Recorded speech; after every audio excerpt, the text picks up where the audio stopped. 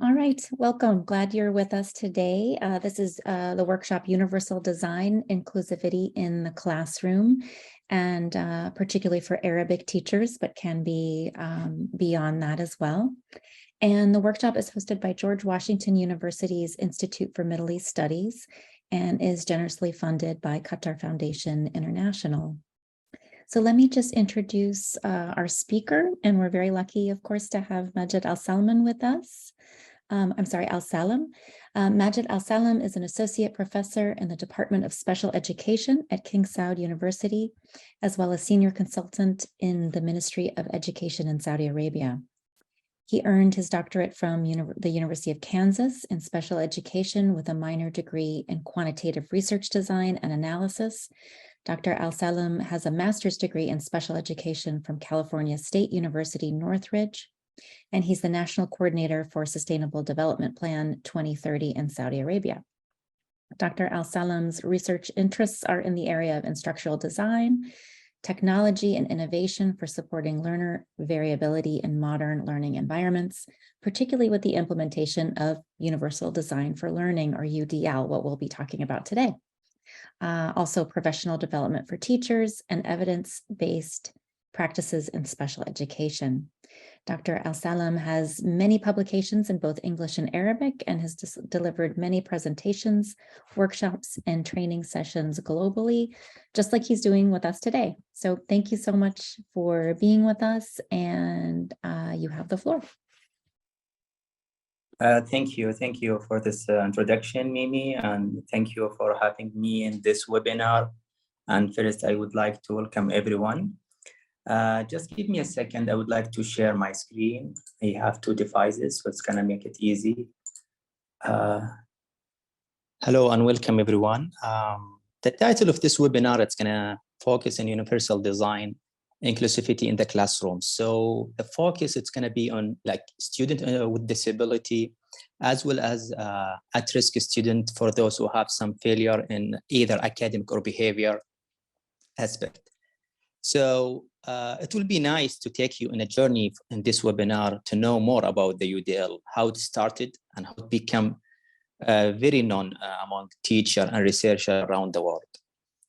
Let's start a little bit about my interest of UDL and how I became really involved in UDL. It's back 2009 when I did my master's degree in Cal State at Northridge, when I wrote my first paper about UDL back then. So it was the first time that I really read about this framework, how it started, and I didn't have that much about it. So when I did my PhD at University of Kansas in 2011, when I met my advisor, who is really heavily involved in UDL, and we prepared that type of concept of how you moving UDL from different educational systems, such as the United States, to a Middle Eastern country in Saudi Arabia that has different language, different educational system. So it's all about how to the implementation process of UDL. So it was the notion of how to measure UDL on different levels, on the school level, teacher and student as well. So in this webinar, I'm trying to cover like different topics. Hopefully that's gonna, we have a short time, like 1 hour, 1 hour and a half. So hopefully we have enough time to cover everything in this. But it's very important that the holistic overview of what's the webinar it's gonna cover. So it's very important to have a fundamental aspect of how the historical, theoretical, legal, and educational context of UDL, how it's become very popular, how it started, how it's become very successful framework. Moving more from this a little bit context to like seeing UDL in practical way in the classroom during the pandemic or during regular class. And we're gonna provide some case study that's been national level and someone like a student with a disability and also a teacher to see how it's really help the teacher to cover many topics that they can deliver to the student. But based on the UDL, I'm trying to use some strategy here. So we do have some individual activities. So I'm gonna ask questions for those who would like to participate. Either they can raise their hand or just writing on the chat. That's why I have two devices here to read some of your like comment. If you have some group activity, if you have time, I know this webinar is recording for those who gonna watch it later. So we don't have that much time to do like a group activity. So we're trying to do some activity like in short time. We do some activity that has related with the time. So we have like a 30 seconds, we need to answer, and trying to like elaborate some of this thought, because as you know, like to be an interactive webinar, we need to hear from you. It's going to make it a very successful webinar. And that's something it's very helpful for me if I can interact with you all. Okay. Let's start with a historical context. If you see the disability, there is 5 models that influence on our understanding of disability. This model is define the disability, dealing with it, enhance and enrich our standing on different levels. Starting with the medical model. This model seeing disability from the as a disease, like they need to provide a treatment for this, those who have a disability. So it's focus on weaknesses rather than the strength of individual with a disability, and that's fine. That's exactly what we needed in this model. Moving a little bit to the educational model, it's take deeper look to the individual ability, how to learn and interact with the world, gain some skills. So this model, it's become like more focused on the strength of individual with disability rather than the weaknesses. Moving to other model, I'm not going to spend that time, the social and cultural model. The social, you can see this model, how individuals interact with the world and the society, how it become a decision makers in any community, reaching the cultural to seeing the theme of disability in any conference or symposium. So this kind of model has really shaped the way of how to see the disability, reaching the technological model. This encouraged really our perspective of disability and how technology empower individuals with disability and their the improvement that they can this technology bring to the individual with disability. And that's gonna answer how UDL become very successful, because it's simply a framework that relies on technology in most of their strategy they use on technology. So this model is actually shed the light of how this can UDL take by aspect from each of these models to build this framework that help to empower the inclusivity in classroom.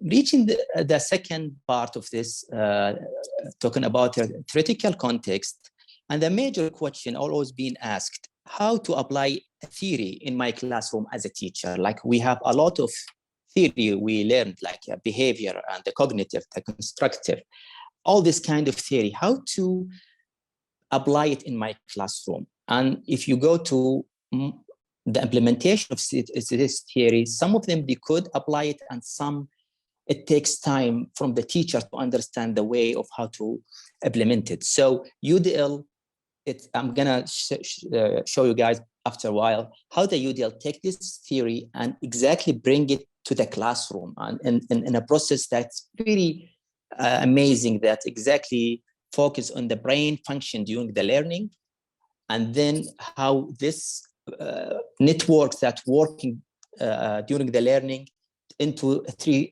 main principles. So that's exactly how to fill the gap between theory and practice. And if we're gonna spend time talking about learning theory, it's gonna be hundreds of these theories. So, but if you go and just take a look about the neuroscience and how the brain functions during the learning process, every one of us have a unique DNA. Everyone has a unique fingerprint. Every one of us have a unique way of learning. It's the way of I like it to learn. It's completely different than others. And that's the truth for every single student. Okay. Let's go for the universal design for learning a little bit and how it's become this framework, how to start. Actually, it's easy. Start from universal design and from the architecture, the universal design, how to make the environment accessible by all, from building the ramp, the automatic doors, or the doors with the bars that if you carry something, they can open it. So that's the notion of universal design. And talking about something that call it cross-disciplinary, and how to bring an idea from different discipline to your discipline. That's exactly how it's happened for UDL. So the notion from the architecture, it's universal design. David Rose in 1998 to bring it and add something, universal design for learning, and how to make the curricula and the strategy that the teacher use accessible by all students. So if you go and check the brain function, there is 3 networks working during even our conversation right now. The first network, effective networks, have the material or the lesson that I'm delivered to my student, engage them. If you don't engage them, they will never let these 3 networks work effectively. The second one, the recognition networks, how to provide multiple ways to introduce that knowledge and information and skills through various way of method and strategy to the student based on their needs. The second, the strategic network, how to give the learner an ability to organize their idea, show their ability to express an understanding. So these 3 networks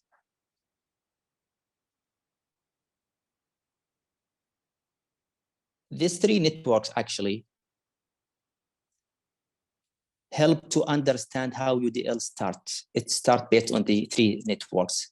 So it's UDL, simply it's an educational framework based on the notion of how brain function occur during learning process that have 3 major, provide multiple means of engagement, provide multi-means of representation, providing multiple means of action and expression, and each one of these principles based on the network that we mentioned before. So if it's simply, we can define UDL, it's how to remove the barrier for all learners. That's exactly how UDL works, and how it's make it accessible, how make it like accessible for every teacher that they can use it for student, either they have disability or in general ed, even in higher education. I worked with the cast at the beginning of back in 2000, I believe 13, 14, to translate it to Arabic. So those who are really interested about this principle, how to provide it with the steps that we need to move from one principle to another, I've been translated. So like I put the link there. So I believe there is some updated version of this guideline of UDL. Moving to the legal context, if you go to the Individual with Disability Educational Act, IDA, and their 6th principle on talking about the least restrictive environment, we can see how UDL play a significant role there. I'm not gonna spend that much time about the legal context because it's not our topic, but it's very important because we're gonna see how UDL become involved even of some of this law. If you go to the least restrictive environment, we can see it how it starts from residential, hospital, schools for those who have severe and multiple disability, moving a little bit to the special school or institution. I'm sure it's different from country to another, but that's most of the country, they have this same structure of this school and institution. That's half day they spend it at school and the other half at home. Reaching the mainstreaming classroom, then the resource room, and after that, the general classroom with support services, reaching the general classroom. So sometimes it's harm the student if you move him or move her from one to another without having the enough support. Not the notion is just reaching the classroom, not the idea just moving to that. No, it should moving the student in the right place. Sometimes keeping the student in the mainstream classroom, for example, it's better than move him to the general classroom without any support. So that's something it's very important. So if you take a look to all the, I'm not going to spend some time talking about the law, as I mentioned before, but all the law that we heard about it, like No Child Left Behind, or the Common Core State Standard, the Higher Education Opportunity Act. I know some of them very old, and some replaced, and some amendment done for this law, but it's very important when you're talking about the Convention on the Right of Persons with Disability.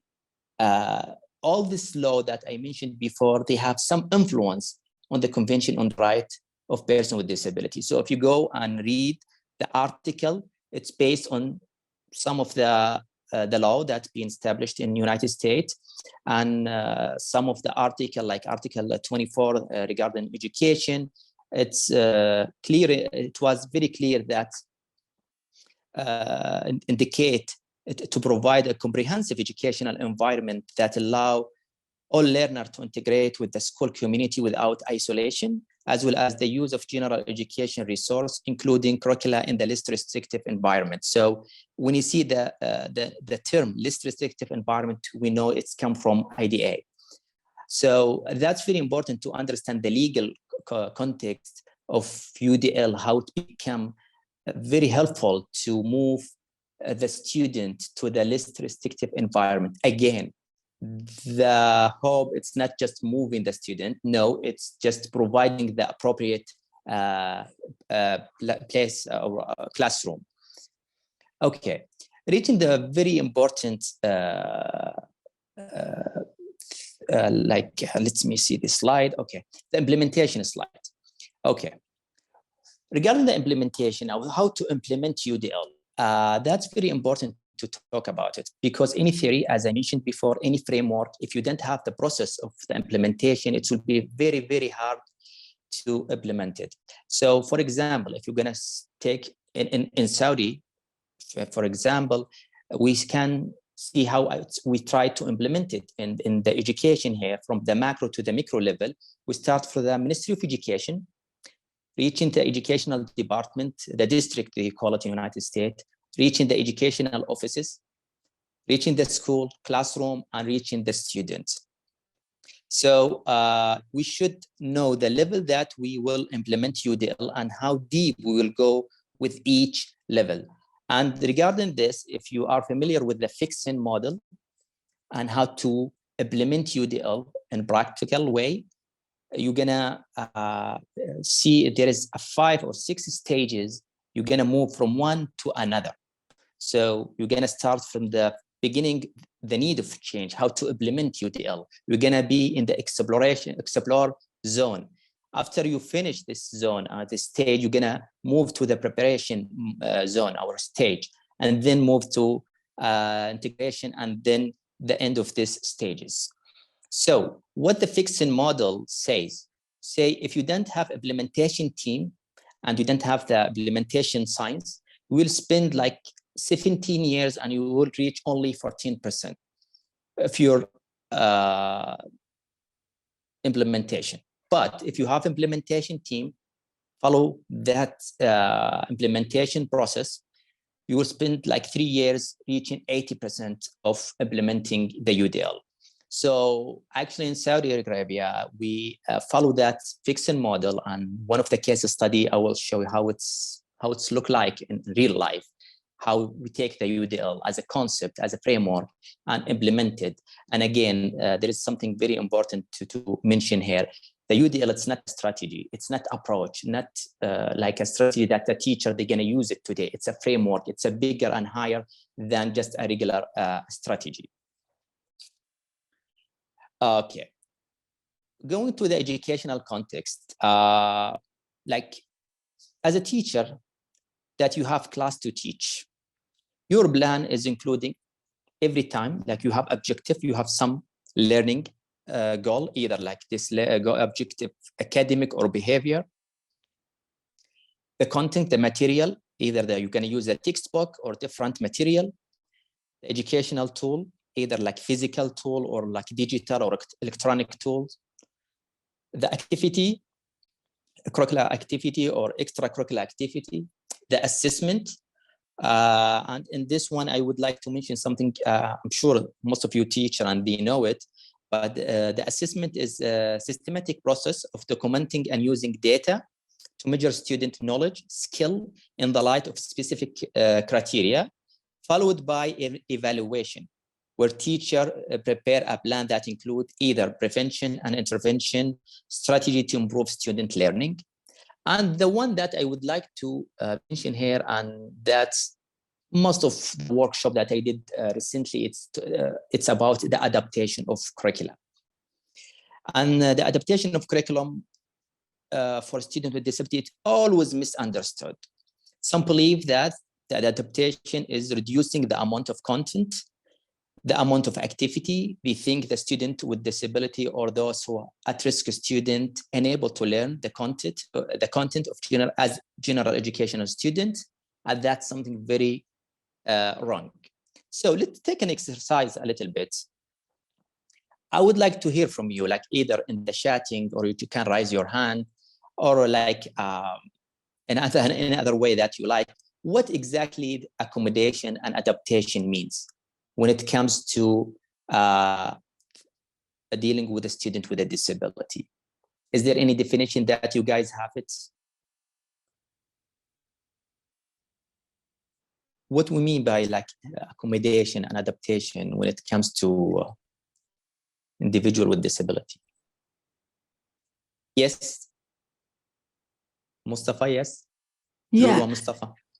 Thank you, Dr. Majid. Accommodations, for example, I teach a college student, and some of them, they have accommodation letters where we need to provide them with extra time. For example, when we do assess them, when we give them assessments, that's one of the ways that we accommodate our student needs.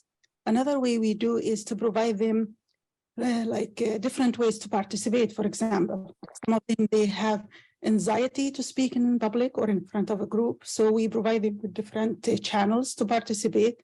They don't have just to do it in front of the group. Adaptation is, sorry. So these, maybe I can give the floor to others. These are just two examples that I do with my students. Thank you. Thank you, Laura. Thank you. That's right. Okay. I mean, if there is any, I'm going to see the chatting or, okay. So as Lulwa mentioned, it's include any like addition, modification, or deleting some educational component in the curriculum, such as the content, educational objectives, educational activity. And there is a huge difference between these. We're going to explain it later. The way of making the assessment also an evaluation for student performance, you can make this type of accommodation. This is done through a set of material, strategy, program to meet the needs of student or a group of students. And UDL play a significant role here when it comes to accommodate and adapt the curricula. Okay, so UDL supporting student in different dimension, either on a personal support, technical support, and the curriculum we're gonna mention, and the curriculum after a while. So it also covers the UDL, the material adaptation. It's helped to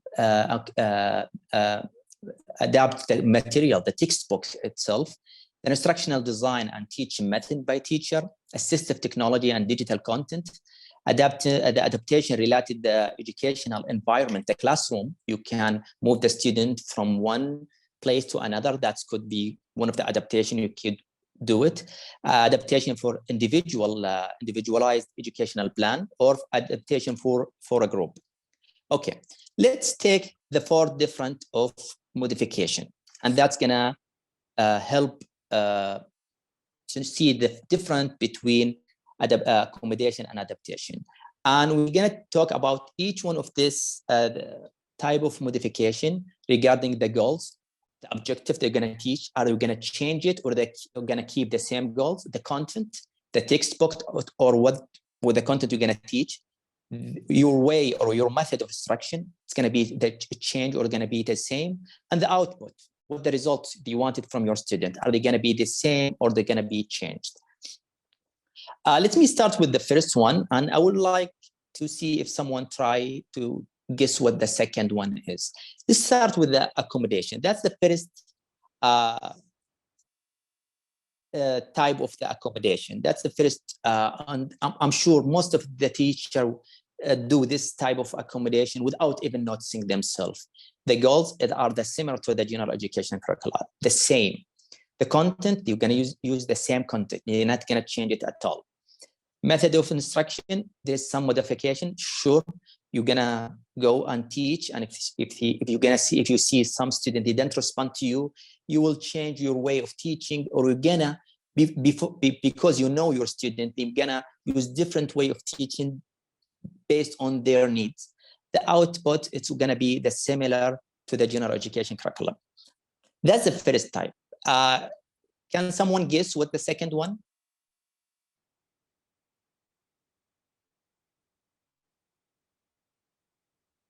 Yes, Khulud, that's true.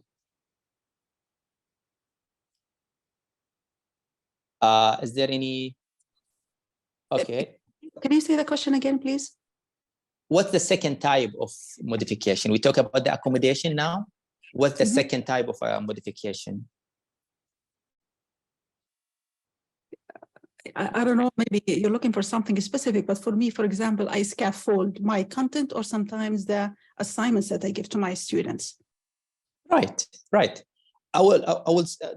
can't agree more, actually. Exactly, that you mentioned. Adaptation, we go into the second level of modification when the teacher noticed that some of the students didn't respond to some of the assignment or some of the instruction. So they're gonna slightly modify the goals, not gonna change it, no, slightly modified. So if as a teacher have a 5 objective or 5 goals, maybe put it like a 4 for 1 or 2 students if they don't really respond to these 5 goals. So I can a little bit slightly modify the goals. I'm not gonna modify the content. It's gonna be the same, similar.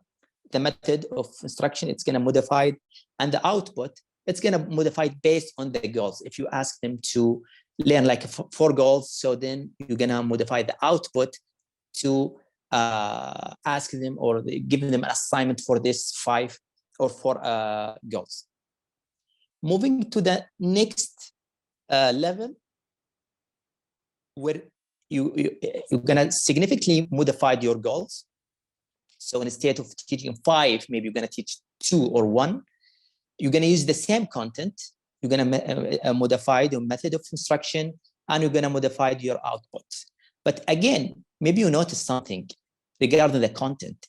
All the 3 levels, they have a similar content that's similar to general education curriculum. We're not gonna change the textbook. We're not gonna change the curriculum itself or the textbook or the material that they're gonna learn. In all these 3, what you're gonna change, it's the goals, the way of teaching this to student, and the output. But reaching the overlapping levels for those who have severe disability, sometimes you have to have different goals and different content, different method of instruction, and different output for sure. And this, we're not gonna reach this level till you have really severe or multiple disability, or some students, they couldn't respond to any one of these levels. So it's very important to know how to move from one to another. And that's how you help to understand how to move from one to another. Okay, let's take now 10 types of curriculum adaptation. Now we talk about the level of it. Now we're talking about this, how we gonna accommodate. Okay, we could accommodate the input, adapt the new, the way of instruction to deliver the learners, the method of teaching, and that most of you know about it. We talk about it just. We're gonna modify or adapt the quantity, the number of item or activity that the learner is expected to learn. We could modify the time as mentioned before, adapt for the time for learning, the tasks completion or testing, increase or decrease the time. Level of support, increase the amount of personal assistant to keep the student on task. Sometimes you have indirect, direct or indirect support by the teacher, or maybe increase this direct support with the time. So the first time you give this assignment or the task for a student, maybe you're going to spend 5 minutes with it, but you're going to notice that the level of support, it should be decreased like to 3 minutes, like after time. Degree of participation, adapt to which the learner will be involved in the task, should be involved all the time or part of the time. The difficulty, if that task is very hard, adapt the skill level, problem type, or the rules on how the learner may approach the work. The output, adapt how the student can respond to the instruction or assignment. Reaching to alternative goals. In this one, adapt the goals or outcomes expectation while using the same materials. We're not going to change the materials. And again, this for those who okay, and that's for students who have some severe disability. Reaching the last type of adaptation, it's provide different instruction material to meet learner individual goals. And again, this for some severe reading disability that they can't interact with the regular materials. Okay, let's take an example for reading. And we know reading, especially in Arabic, and most of you, the majority of you are teaching Arabic, it's not that complex or hard. It's the way of how to teach that Arabic. It's very unique. So we're going to take an example right now. And that's example, actually, it's one of the teacher that who using UDL framework, he told me about it, and I told him I want to share this in this webinar. So if you go to the reading, you see the reading, they have 5 of elements or components. It's talking about phonics instruction, phonemic awareness, the vocabulary, the reading comprehension, the fluency. So all this, when they teach reading, it's not teaching how to read, it's teaching another component. So let's take this 9 types that I mentioned, and I will move from one to another. And that's a real example that one of the teacher has did in his classroom.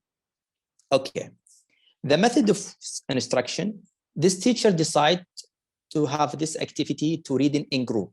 So he has like 3 students with disability in his classroom that has 20 or 22 students.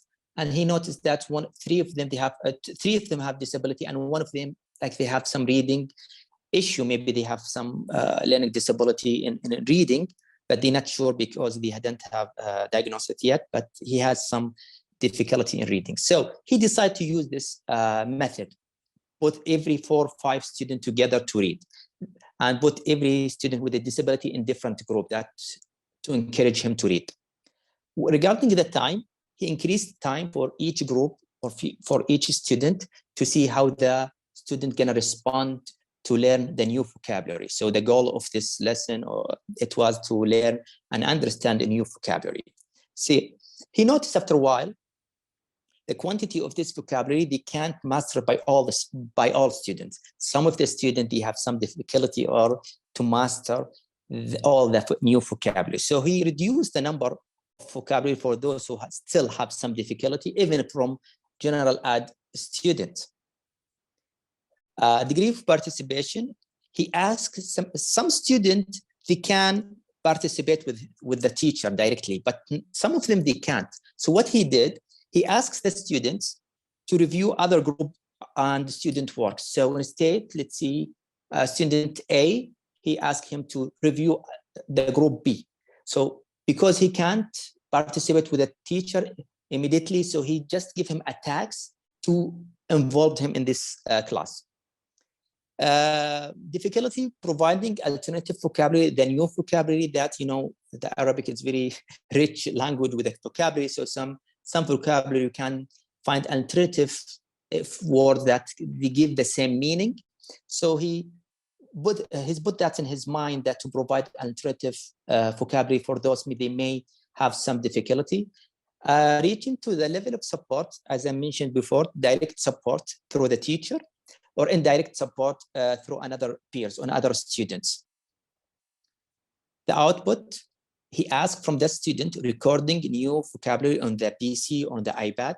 So he knows that some of the students, they can write it down. Some of the students, they can talk about it in front of the class, but some of them, they have a little bit difficulty. So he asked just recording the new vocabulary. Just take this iPad and record your friend. Just involve this student in the task. Don't let him behind. Reaching to alternative goal, he asked from the student to write new vocabulary, read the new vocabulary, listen to new vocabulary. So he didn't ask him to do anything, just writing, reading, or listening. If he can. If he couldn't read, then just write the new vocabulary.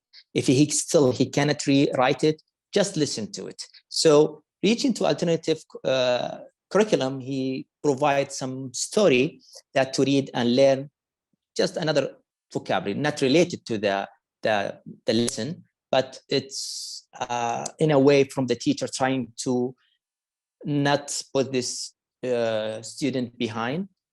So he just give him a story that's in his level. So through this procedure, we can see how we can moving from one type of accommodation or adapting the curriculum to another. It's not that easy. I know it's required time and required understanding of your student's ability. I would like to take a quick video talking about UDL. This one of my students in King Saud University and his group preparing this video. It's like 3 minutes. Just gonna play it from my laptop. If you give me a second, it's in Arabic, but there is a subtitle in English, so it's be just a minute. شفت الأبحاث مؤخرا أن الدماغ يعمل بطريقة معقدة جدا، ونحتاج للعديد من الدراسات في الميدان التربوي لمعرفة أفضل الممارسات العلمية لكي نفهم عمل الدماغ أثناء عملية التعلم. من هنا يأتي التصميم الشامل للتعلم الذي يستند في أساسه على علم الأعصاب ودراسة عمل وأداء الدماغ من خلال توفير بيئة دراسية شاملة وتصميم مناهج وطرق تدريس تراعي جميع الاحتياجات المختلفة للطلاب في القاعة الدراسية، حيث يستند الشامل للتعلم على 3 مبادئ. أولاً، توفير وسائل متعددة للطلاب لإثارة دافعيتهم للتعلم. ثانياً، توفير وسائل متعددة لتقديم وعرض المعلومات من قبل المعلم. ثالثاً، توفير فرص متعددة للتعلم والتعبير عن الفهم من قبل الطلاب. تحتاج هذه المعلمة لتحقيق هدف المادة العلمية التي تدرسها، ولديها مجموعة متنوعة جدا من الطلاب، وكذلك هذا المعلم، وهذه أيضا. معظم المعلمين لديهم نفس الحالة. في الواقع أظهرت الأبحاث بأن الطريقة التي يتعلم بها الناس فريدة، مثل تنوع واختلاف بصمات الأصابع.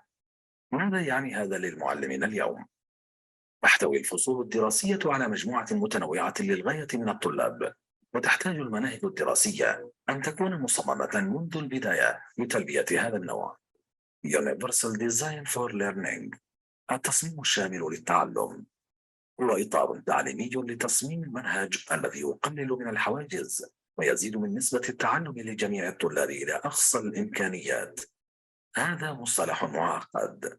Universal Design for Learning، التصميم الشامل للتعلم. دعونا نقوم بتجزئته ونبدأ بكلمة Universal. شامل، هذا يعني بأن يكون المنهج أو الطريقة المستخدمة في التدريس تتسم بالشمولية، حيث تكون قابلة للاستخدام والفهم من قبل الجميع باختلاف قدراتهم التعليمية. كل متعلم في الفصول الدراسية يستعمل خبراته الخاصة به من نقاط قوة، احتياجات أو اهتمامات خاصة، وينبغي للمناهج الدراسية أن توفر وتلبي فرص تعلم متنوعة لكل تلميذ على حد سواء. الآن دعونا نفكك كلمات learning. التعلم ليس شيئا واحدا. علم الأعصاب يخبرنا أن الدماغ لديه 3 شبكات رئيسية تعمل بشكل متناغم أثناء التعلم. شبكة خاصة بالتعرف، ماهية التعلم، والأخرى بالاستراتيجيات والمهارات، كيفية التعلم، والثالثة بالاهتمام وترتيب الأولويات، هدف التعلم. يحتاج الطلاب لاكتساب المعارف، المهارات، وكذلك الدافعية للتعلم. وعلى المناهج مراعاة ومساعدة الطلاب للوصول إلى الدافعية للتعلم. لكن كل متعلم فريد من نوعه، فطريقة وأسلوب واحد في التدريس لا يناسب الجميع. كيف يمكننا إذن أن نجعل المنهج فريدا؟ أن نجعل المنهج يوفر فرصا ويشرك جميع الطلاب بشكل أكثر فاعلية. هنا يأتي مصطلح ديزاين، التصميم.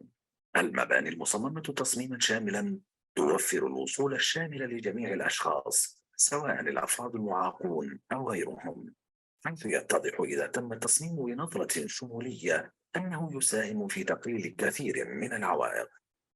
تستخدم الطرق المنحدرة في المباني لمساعدة الأفراد على كراسي متحركة وجميع الاحتياجات الأخرى. الترجمة الكتابية على شاشة التلفزيون تستخدم للأفراد الذين يعانون من الصمم، وكذلك لمتعلمي اللغة أو في مناطق عامة لا يحبذ أن يكون صوت التلفاز عاليا. التصميم الشامل للتعلم يأخذ هذه الفكرة ويطبقها في تصميم منهج دراسي يتسم بالمرونة للطلاب، حيث يوفر فرصا متعددة لجميع الطلاب بمختلف قدراتهم ومهاراتهم في جميع النواحي الدراسية. إذن كيف لنا أن نستخدم إطار التصميم الشامل للتعلم؟ طرق التعلم، الوسائل المستخدمة في التدريس والتقييم، تعمل لجميع الطلاب بمختلف احتياجاتهم. أولاً، اسأل نفسك: ما هو هدفي؟ ماذا أريد لتلاميذي أن يعرفوا، أن يفعلوا، ويهتموا؟ ثم نسأل: ما هي الحواجز الموجودة في الفصول الدراسية التي قد تحد من الوصول لهذا الهدف؟ لإزالة الحواجز نستخدم مبادئ التصميم الشامل للتعلم الثلاثة لخلق وإيجاد طرق واضحة للتعلم، حيث تتيح لكل طالب أن يتطور ويتقدم. أولاً، توفير وسائل متعددة لتقديم وعرض المعلومات. تقديم المحتوى والمعلومات من خلال وسائط متعددة مع توفير الدعم الشامل. استخدام الرسوم، صور وخرائط مفاهيمية من خلال تسليط الضوء على النقاط الهامة. تنشيط المعارف السابقة ودعم المفردات الجديدة بحيث يستطيع التلميذ اكتساب المعارف التي يتم تدريسها. ثانياً، توفير وسائل متعددة للتعلم والتعبير عن الفهم. إعطاء الطلاب الكثير من الخيارات المتنوعة للتعبير عن فهمهم من خلال توفير نماذج وتغذية راجعة، وكذلك دعم المستويات المختلفة للوصول لمرحلة القدرة والكفاءة. ثالثاً، توفير وسائل متعددة للطلاب لإثارة دافعيتهم للتعلم. ما يستثير اهتمام طالب ليس بالضرورة أن يثير اهتمام بقية الطلاب، لذا قم بإعطاء التلاميذ خيارات متنوعة تثير اهتمامهم وحماسهم، مساعدتهم على فهم أخطائهم والتعلم منها. إذا استطعت كمعلم أن تجعل الطلاب يحبون التعلم، فسوف يتجاوزون كل التحديات التي سيواجهونها. تذكر، يجب أن نضع في اعتبارنا دائما الهدف من التعلم من خلال توفير فرص متعددة والتخلص من الحواجز التي قد تحد من عمليات التعلم. أخيرا، خلاصة سريعة: قم بعرض المعلومات بطرق مختلفة. السماح للطلاب بالتعبير عن فهمهم من خلال طرق متنوعة. توفير الخيارات المختلفة التي تساهم في جلب دافعية الطالب. التصميم الشامل للتعلم يساوي فرص التعلم للجميع.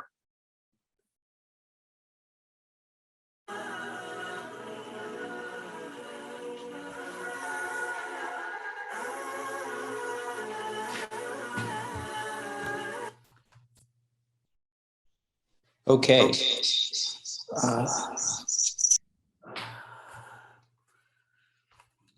I'm gonna stop it from another device. Okay, I think it's better now. So because I'm doing from two different devices, that's a problem sometimes. Let me go back to my slides. Okay, let's take this exercise and hopefully everyone can pay attention with me a little bit.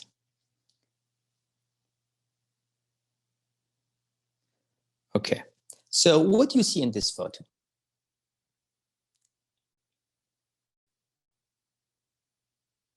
Tell me what you see in this photo.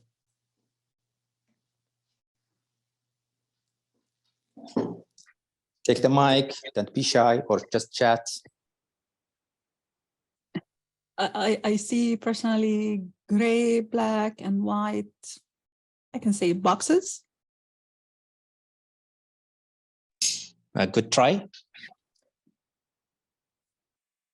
Everyone can, you know, for me, because I know the picture, I know what it is. But anyone can just make a guess. Maybe there's okay, a bird. so just bird. Okay, nice try. Let me see the chat. What did he say? Okay, so I'm gonna make it easy for you guys. So I put it in Japanese. Is there anyone good in Japanese? I'm sure some of them take some courses in Japanese, so make it easy for you now. No? Okay. Okay, I'm gonna try to make it easy for you. What about now? I changed the photo a little bit.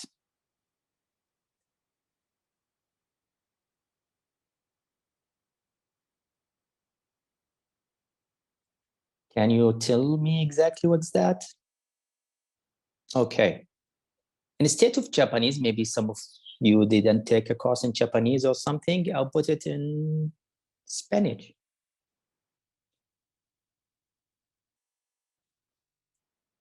Does anyone can tell me what you can see in this photo? Okay, maybe not. What about now?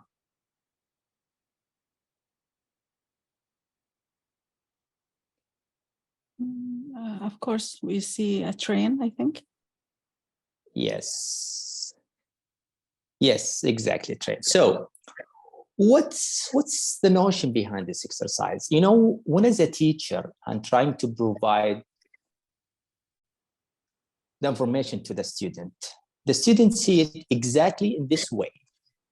Maybe because you're a teacher, I'm the teacher now, I know what's the picture, I think it's easy, and I assuming that the student, they should learn it from the first time. But they see it like this, they see this material like this. And to be honest, I work with the student when they come to read, especially in Arabic, they can't read anything and just made up some letters and see, no, there is no letter or word. Where bring that? He tried to just see anything. But my role as a teacher, I'm trying to take, you know, this content or this strategy, I'm moving from one to another to make it very clear and very obvious for the student. And that exactly the UDL works. So,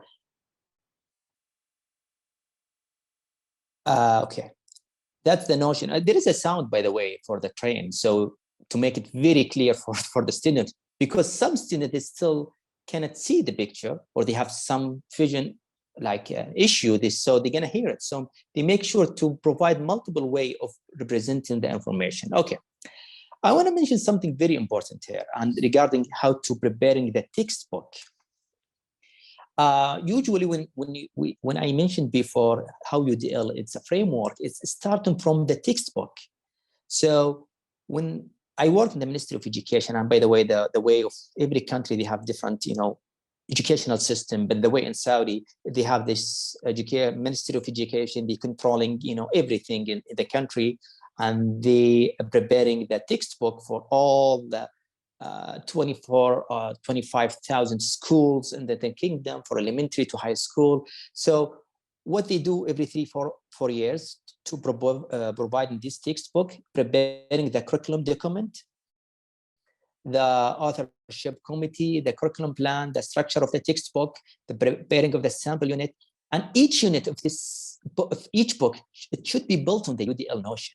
And that's when we see it's a framework. It's starting from the textbook. It's providing option and strategy from the textbooks. It's not only that teacher duty and responsibility to provide all this strategy. The book by itself, it should come with various strategy that meet all the learner needs. So it starts from there. The best description for the UDL, it's how David Rose said in his article, Getting From Here to There. It's UDL like UDL as a GPS. You always will reach your final destination based on personal preference. Sometimes you like the long way, sometimes you like the short way. Either way, you will reach your final destination, but it depends on personal preference. What's the way, how long it's gonna take, how many strategies you will teach the student to reach this destination. But again, the UDL by itself cannot work. There is other framework and strategy. I'm sure you are guys familiar with it. For example, I'm not going to spend that much time about it. RTI, response to intervention, the teamwork, the IEB for the individualized educational program, positive behavior support, the evidence-based practice, applied behavior analysis, data-driven decision-making, the curriculum adaptation, assistive technology, all this strategy, all this, it's rely on UDL and how UDL can play role with all this strategy and frameworks. Let's take RTI or response to intervention as an example here. And by the way, the RTI or the response to intervention, it's a model that aims to provide intervention in either general classroom or special education classroom through a set of tools, test, measure, monitoring, or observation to provide appropriate intervention that meet all the need of students. And it's only provide intervention, nothing with the prevention, just after, diagnose the issue or the problem or the difficulty for student. That's how the RTI response. I'm sure you guys may be familiar with this model. It goes with 3 tiers, tier 1 and tier 2 and tier 3. Tier 1, usually it's go where general education teacher teach in any school that cover the student with the disability or at-risk student, that cover 80 to 90% of the school. Reaching the tier 2, where the intervention started by special education teacher, where the student with a disability or some at-risk student, they move it from tier 1 to tier 2. That means that there is a need to provide an intervention to these students. The student now become a special education student. So they provide all the special education services and support.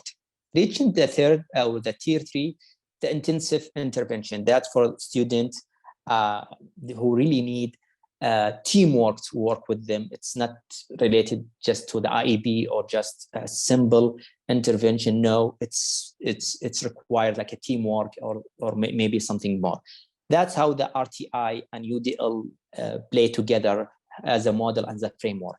But again, there is some misunderstanding about what the MTSS, multi-tier system of support, and RTI, how these two models are similar and different. And I'm sure maybe you hear about it, especially for those who work with a student with disability. But let's check what's the difference exactly between these two models.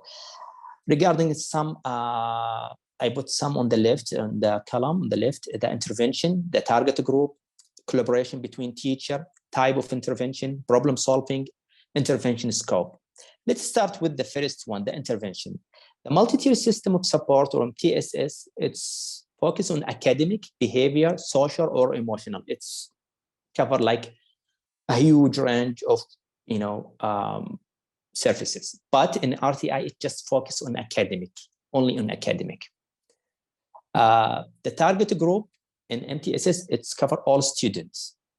But in RTI, we cover the special education student as well as student at risk. For those students who show some failure, They don't deal with all learners, some with, and by the way, you're gonna find some research, they take this MTSS to different definition or different way, and that's fine. It's not something that's stable. They change over the time. So some researcher or some academia, they see it MTSS from different point of view, and that's completely fine.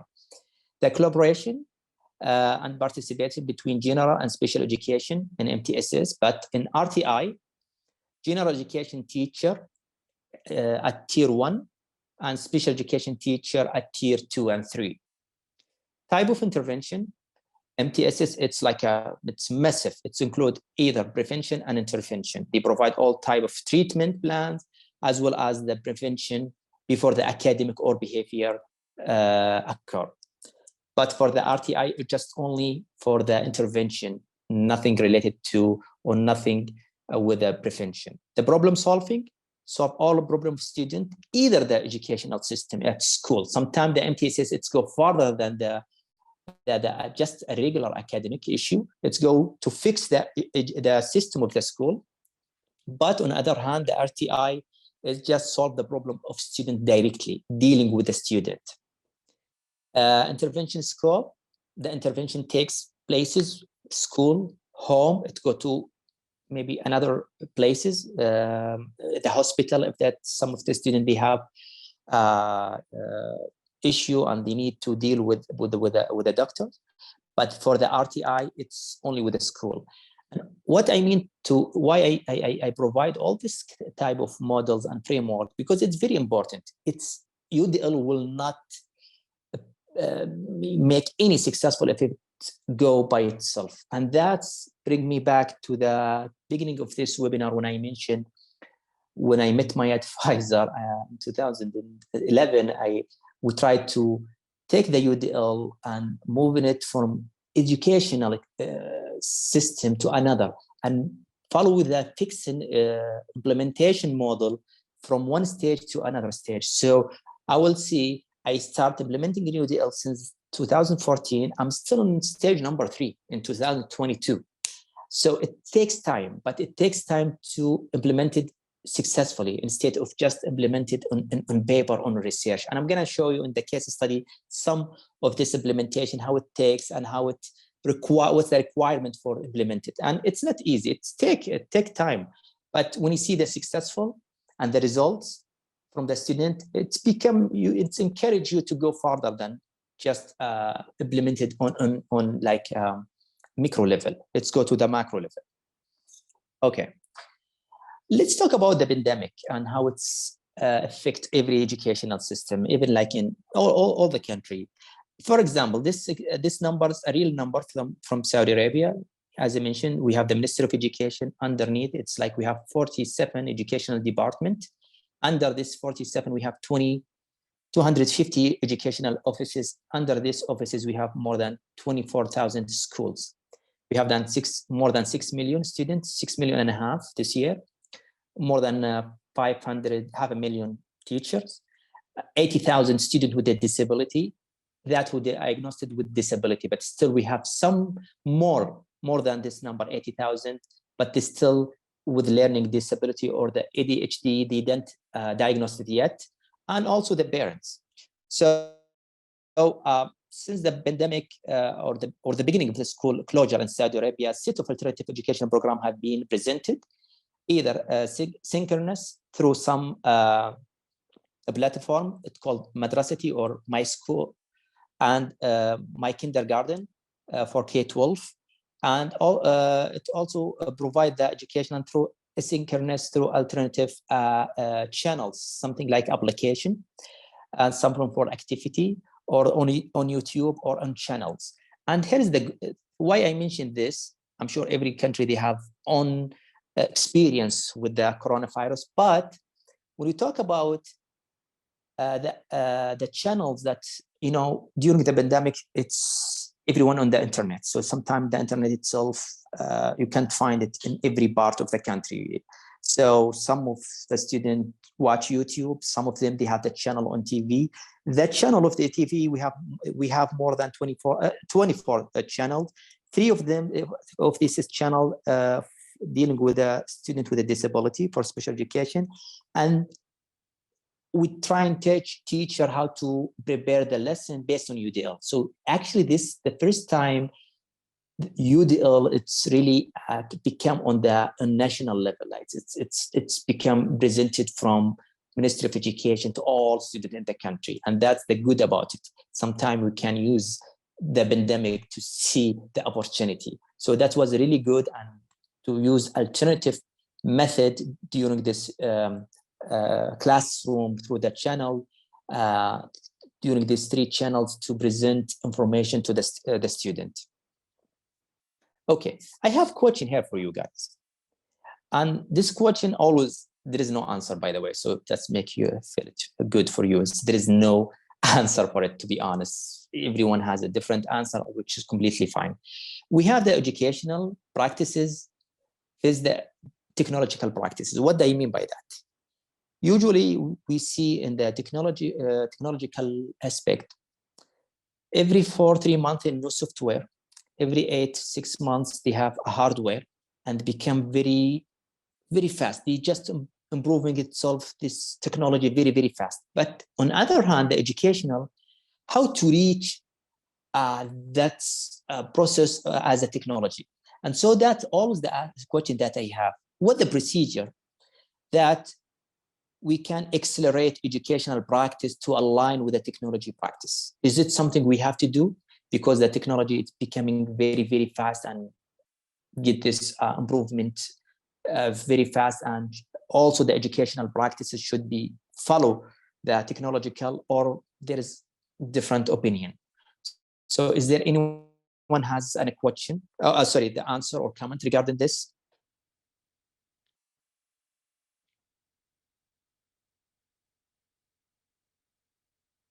Is my question very clear? Maybe I didn't explain it very well, but let me say it again. What's the procedure that we can accelerate the educational practice to align with the technological practice? So make it in the same fast as the technological practices.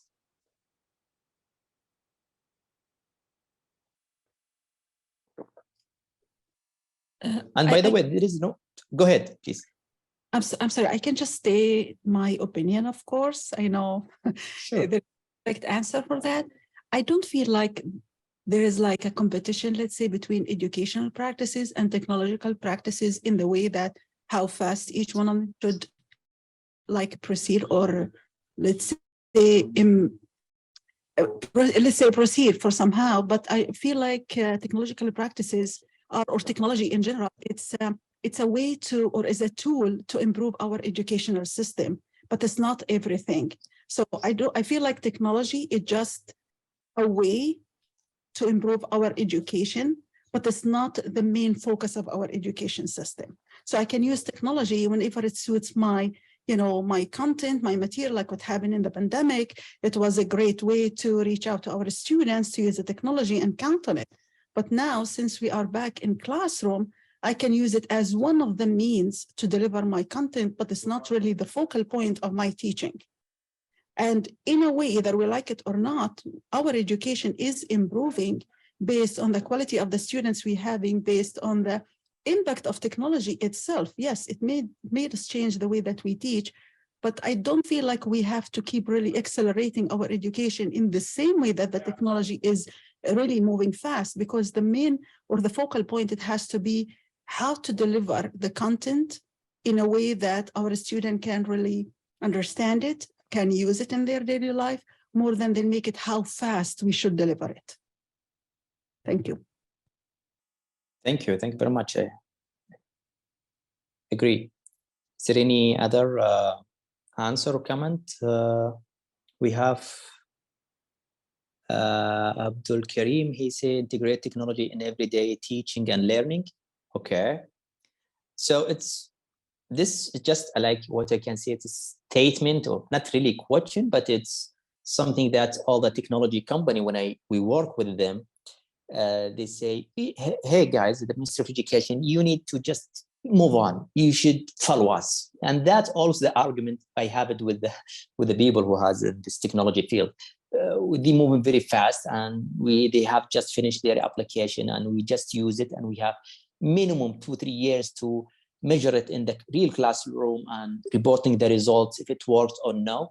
And these guys in just 3-4 months, hey, we have a new update, completely different on that last version. So take it and use it with the student and see, we can't go the same fast as you. So it's kind of interesting to just talk about this because you're gonna find it every day in the education phase technological. Okay, let's talk about common mistake about UDL. You know, and that's very important because maybe based on what I mentioned before, there is some misunderstanding that Nelson and Basham, they mentioned in their article.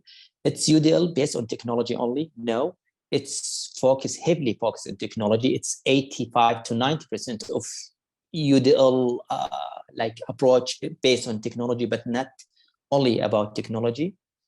UDL for students with disability only, that's not true. We can see it even the UDL being used in different countries with general education student, either in higher education as well. UDL is a teaching method, as I mentioned before. No, it's a framework. UDL for a specific teaching topic or content. You can't teach everything in UDL, maybe in reading, but not in math or science. No, you can't do anything with UDL.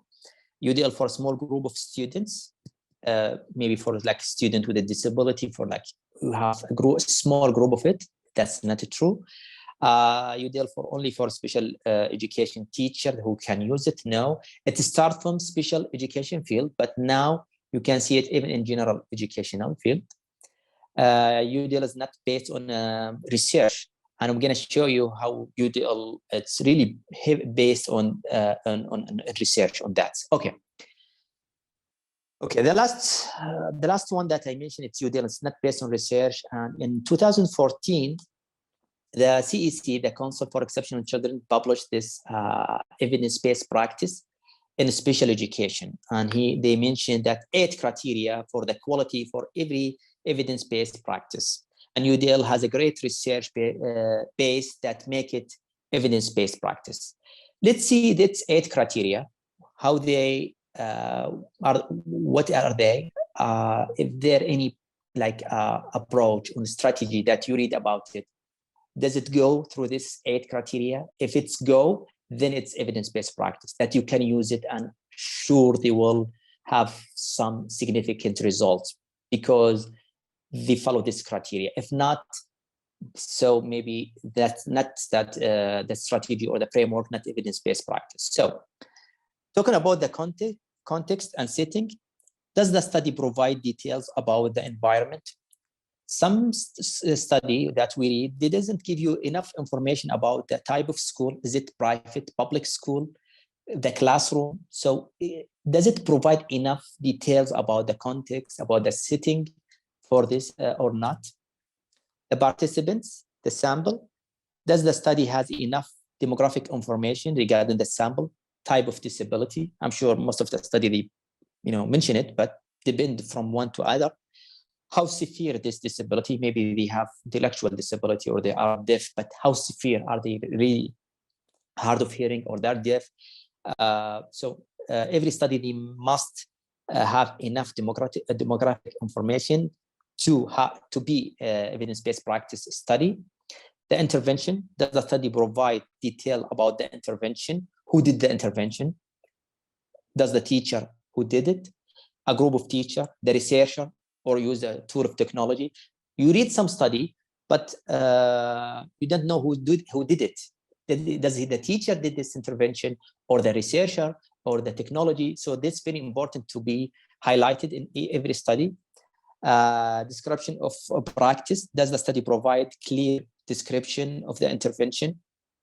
Focus on academic behavior, the method of implementation, the time the method will take to implement, what type of material they used, is there any training that received either for a student, for teacher? Sometimes the teacher did the intervention, but the teacher received like a full day or like a week of training session. That's how make this strategy works, but they didn't mention it on the study. Some, not at all. So every study must be provided very well instead to be evidence-based practice. The implementation, fidelity, the internal validity, and the data analysis, all these research tools, I'm not going to spend that much time on it. The outcome, does the study provide the result clearly? And the variables, how these variables impact the results? Does it have effect size?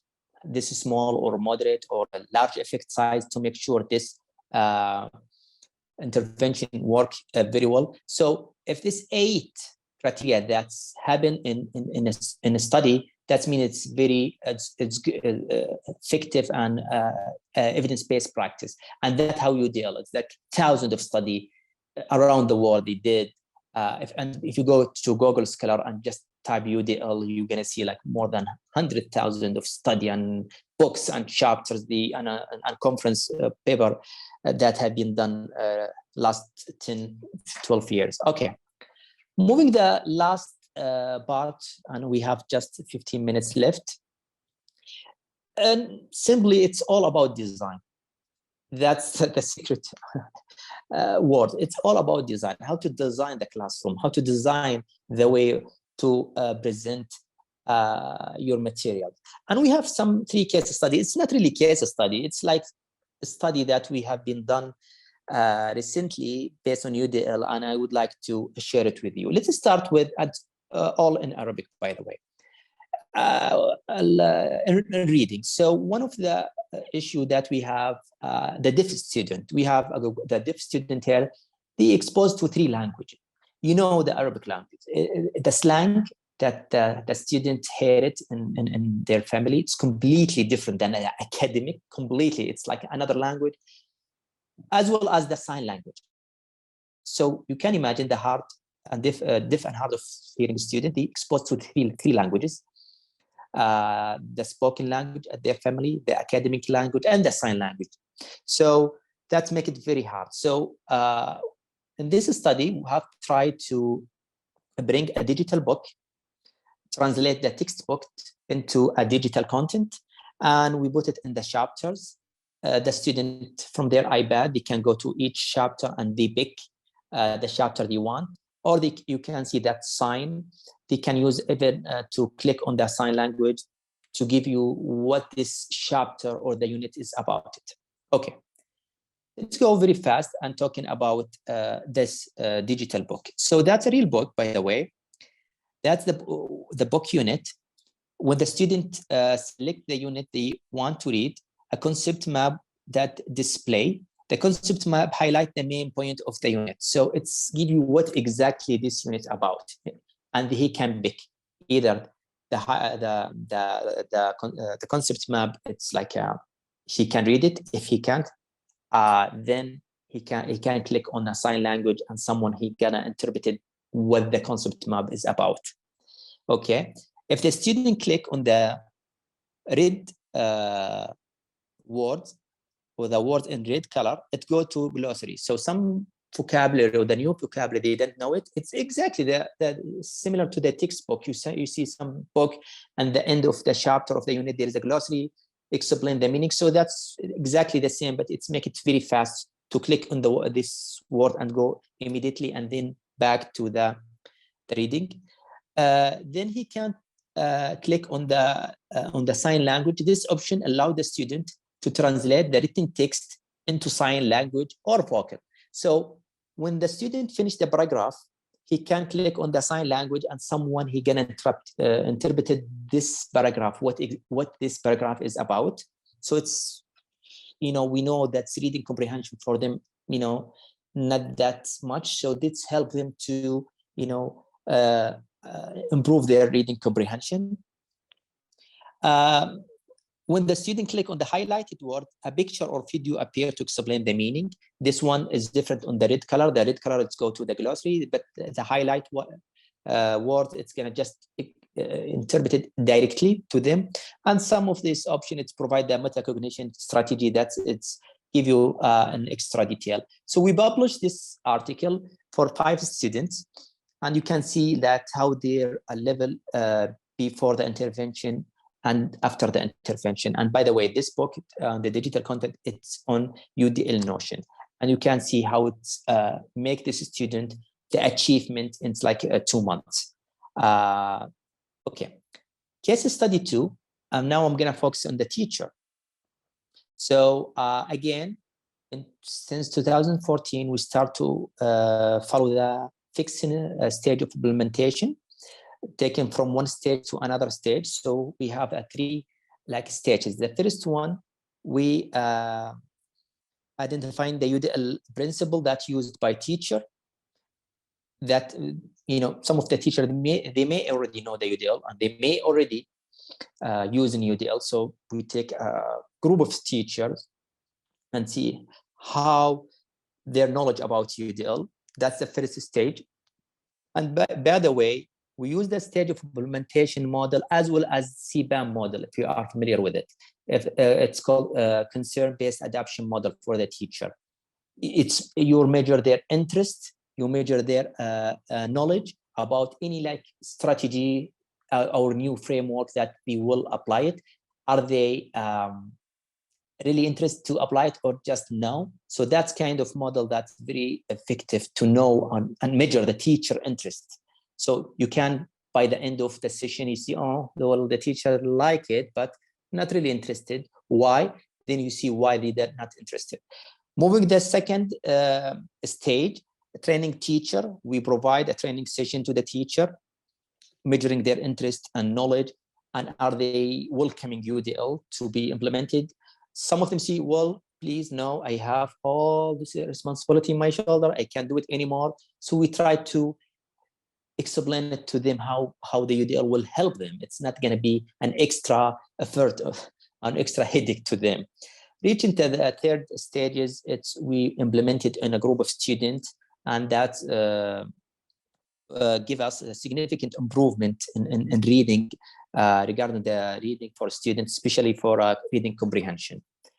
And you can see how the teacher before and after, how their interest before implementing this training session and how become very interested about it. Some of the, some part they still not really interested or they're not encouraged enough to implement it, and that's fine. You can't force the teacher to do it, but to see if they really like it or not. Okay, let me mention the last case study here, and the one of the big study that we do at the national level, and more than almost 1 million students participate in this study. Okay, and that they have general education student as well as some special education. What we did in this study, and that's, by the way, after the pandemic, and you trying to assess their reading level after the pandemic, this kids in 4th, 5th, 6th grade, stop for like a 1.5 to 2 years and then back to the school. We assuming there's some gap in their reading. So that what we did, we provide like intervention for the 4th grade in the first week to based on a little bit in UDL, not all in UDL, but how to improve their reading in the first week, 2nd, 3rd, 4th, till the 12th. So only the intervention for the 4th grade, only for like 12 weeks.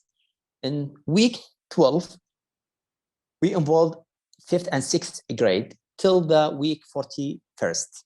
Okay. After the week 41st, we did an exam, a big exam for this student. And what's the strange fact is, you can see it. You can see it in the 4th grade, we get higher results than 5th and 6th because we exposed to the intervention 12 weeks before the 5th and 6th grade for both boy and girls. So, and you can see the number of students, 300,000 for 4th grade, 300 as well in 5th. And so it's a huge number. And you can see the average for the 4th grade, it's 83, for the 5th, 80, for the 6th grade, 79.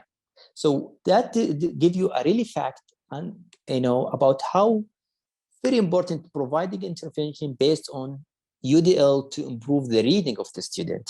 And that stands for like 10 months. It's not easy. So almost 40 weeks.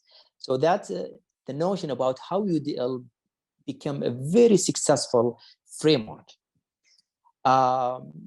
Okay, I know you have like 5 minutes, and I'm trying to finish my last slides. So one of the handbook that my team and we did, it's a handbook regarding access to students with disability to the general education curricula. It's a massive handbook that we did it, and we did a training session for the teacher. This handbook, it's analyzing the general education curricula, improving some parts of the general education curricula that were not designed well, implementing general and specific strategy based on UDL, choosing the appropriate level of adaptation to reach the general education curriculum. So it was we did it not only in Saudi, in other country like in Qatar and in Kuwait, in Bahrain, in the United Arab Emirates, in Oman, and hopefully in other Arab country. So we do have like 5 minutes for discussion. If you have any, I think I'm done here. So if you have any comment, any question, anything to say, please, that's your time, this 5 minutes.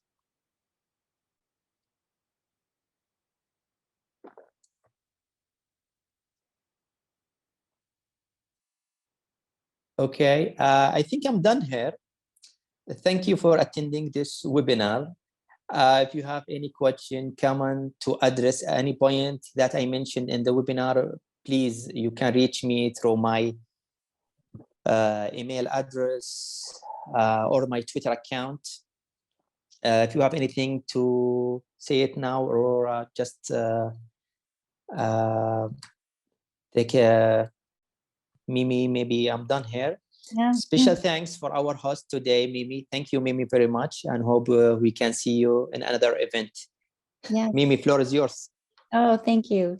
Dr. Majid, thank you so much. I learned so much from this presentation. It was just so thorough and engaging, and I appreciate, all you put into this. And thanks to everyone for attending. And I will also be sending out a small survey, just a few questions.